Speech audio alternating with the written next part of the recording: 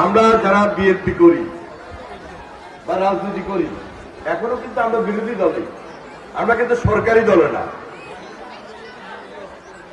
বা সরকারে যারা আছেন এদের কাছে আমরা এত বেশি বক্তব্য দিব, কথা বলবো, দাবি তুলবো, সব দাবি যে তারা আমাদের মানতে পারবেন তাও আমরা মনে করি না। কিছু যৌক্তিক জিনিস আছে, যৌক্তিক দাবি আছে, সেটা তো তারা চেষ্টা করবেনই। তা আমাদের মহাসচিব মির্জা ফখরুল ইসলাম আলমগীর তিনি একটা নিরপেক্ষ নির্বাচনের কথা বলেছেন, নির্বাচন এবং সেই নির্বাচনটা নিরপেক্ষ নির্বাচন, এই দাবি করেছেন। এই দাবি করাটা তো খুবই যৌক্তিক।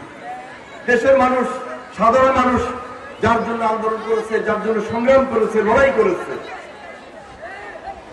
সরকারে যারা আছেন এদের শোনার মন মানসিকতা থাকতে হবে, এই কথাগুলো ওনাদেরকে শুনতে হবে। এই কথাগুলো যদি না শুনেন, উপলব্ধি যদি না করেন, এবং বরং যদি বিএনপির মহাসচিব সম্পর্কে একটা কাউন্টার তৈরি হয়, এটা কিন্তু ঠিক হবে না। এটা জাতির জন্য আরেকটা ক্রান্তিকাল হয়ে যেতে পারে।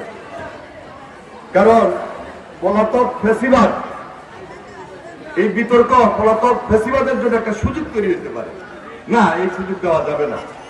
তাই আমি বারবার বলছি, সবসময় আমরা বলি যে এই দেশে একটা স্বাভাবিক সুন্দর পরিবেশ আমাদেরকে তৈরি করতে হবে।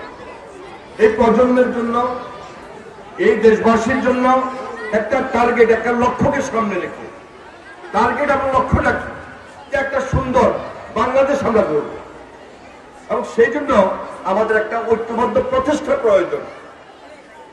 তাহলে যিনি সরকারে আছেন আর সরকারের বাইরে আমরা যারা আছি, সবার মধ্যেই নির্বাচনটাকে নিয়ে একটা ঐক্যমতে বসতে হবে, যেটা দীর্ঘদিনের ডিমান্ড।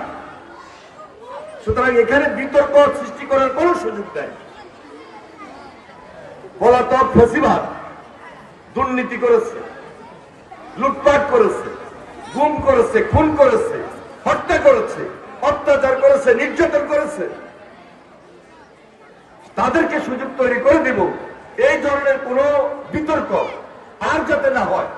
আমি বিশেষভাবে এই সরকারের, এই অন্তর্বর্তীকালীন সরকারের সবাইকে অনুরোধ করব, আলোচনার টেবিলে, গোল টেবিল আলোচনা হতে পারে, রাজনীতিবিদদের সঙ্গে আলোচনার যে ক্ষেত্রটা, এটা আরো বৃদ্ধি করতে হবে। এই সুযোগটা কিন্তু আপনাদেরকে তৈরি করে দিতে হবে। সুতরাং আমি আর এই ব্যাপারে বেশি কথা বলতে চাই না। আমরা প্রত্যাশা করি, প্রত্যাশার জায়গা থেকে সেই একই কথা আলোচনার টেবিলে আপনার ডাকবেন, সকল রাজনৈতিক দল নিয়ে বসে এটার সমাধান খুবই জরুরি। একটা যৌক্তিক সময় নির্বাচন,